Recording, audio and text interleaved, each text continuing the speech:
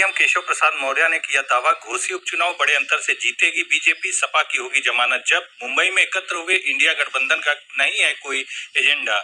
घोसी विधानसभा के लिए हो रहे उपचुनाव में भारतीय जनता पार्टी और समाजवादी पार्टी ने पूरी ताकत झोंक दी है। दोनों ही पार्टियों के दिग्गज नेता प्रचार में लगे हुए हैं। इसी क्रम में डिप्टी सीएम केशव प्रसाद मौर्य एक सप्ताह में दूसरी बार घोसी पहुंचे थे और जनसभा को संबोधित करने के बाद देर शाम को आजमगढ़ आए। रात में भी आजमगढ़ में ही रुके। इस दौरान मीडिया से बातचीत करते हुए उन्होंने एक बार फिर दावा किया कि घोसी उपचुनाव में भारतीय जनता पार्टी का कमल का फूल खिल रहा है और समाजवादी पार्टी की साइकिल पंचर ही नहीं हो रही, जमानत जब्त होने की स्थिति बन रही है। बीजेपी का इतना जबरदस्त समर्थन बढ़ा है कि वह खुद आश्चर्यचकित है।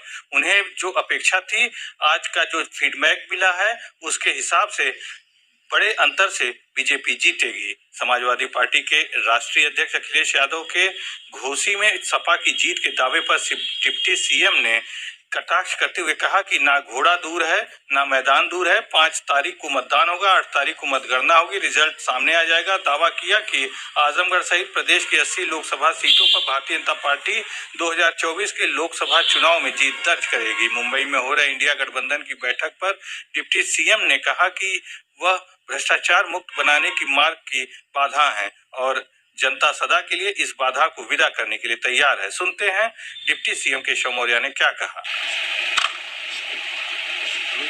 क्या लग रहा है, चुनाव फंस गया है क्या? जिस तरह अखिलेश यादव हैं घोसी में कमल का फूल भारी अंतर से खिल रहा है। समाजवादी पार्टी की इस बार साइकिल पंचर ही नहीं हो रही है, बल्कि जिस समाजवादी पार्टी की वहां जमानत जब्त होने की स्थिति हो रही है। आज वहां सभी वर्गों में भारतीय जनता पार्टी का इतना जबरदस्त समर्थन बढ़ा है कि मैं स्वयं भी आश्चर्यचकित हूँ। जो मुझे अपेक्षा थी, मुझे आज का जो फीडबैक है उसके हिसाब से हम बहुत बड़े अंतर से घोसी विधानसभा उपचुनाव जीत रहे हैं। अखिलेश जी तो कह रहे थे कि इंडिया गठबंधन बनने के बाद पहला उपचुनाव है और पूरी ताकत से हम लोग लड़ेंगे। इतना घोड़ा दूर है न मैदान दूर है। 5 तारीख को मतदान होगा, 8 तारीख को वोटों की गिनती होगी।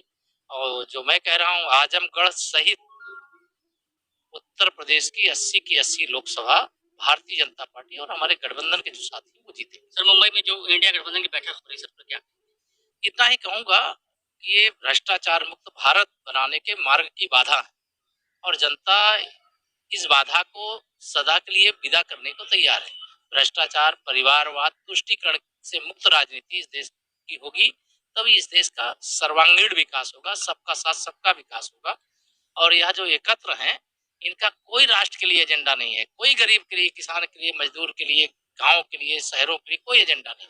ये सत्ता में जब होते हैं सब भूल जाते हैं, जब जनता सत्ता से विदा कर देती है तो इनको जनता की याद आती है। तो हम सत्ता में हो या विपक्ष में, हमने सदा जनता के बीच में रह करके काम किया है। इसीलिए लगातार विजय यात्रा जारी है और तीसरी बार मोदी सरकार दूसरी बार से भी बड़े अंतर से बनना सुनिश्चित।